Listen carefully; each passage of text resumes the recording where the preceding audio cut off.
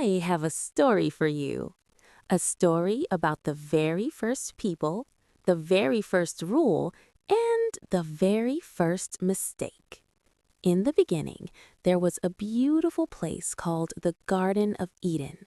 It was perfect. Flowers blooming, rivers flowing, animals living peacefully. And in this garden lived a man named Adam. He named all the animals. Can you imagine? A lion, a bird, even a tiny ant. But even in such a perfect world, Adam felt alone. So God made someone special. Shh. From Adam's rib, God created Eve. When Adam saw her, he was so happy, and just like that, they were no longer alone. Life in the garden was peaceful.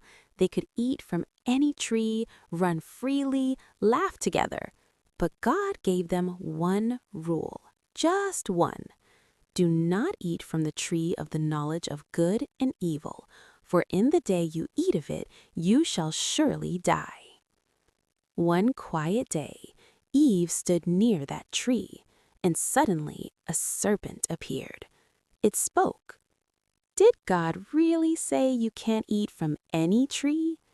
Eve answered, We can eat, but not from this one.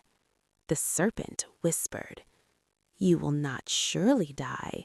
You will be like God, knowing good and evil. Eve looked at the fruit.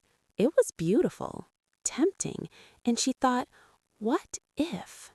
Slowly, she reached out. She ate it. Then she gave some to Adam, and he ate too. In that moment, everything changed. Their eyes were opened, but instead of joy, they felt shame, fear. They realized they were naked and quickly covered themselves with leaves. Then they heard something. Slow footsteps. God walking in the garden, and Adam hid. God called out, Adam, where are you? Adam replied, trembling, I was afraid, so I hid. God asked, Have you eaten from the tree? A soft pause. Adam blamed Eve.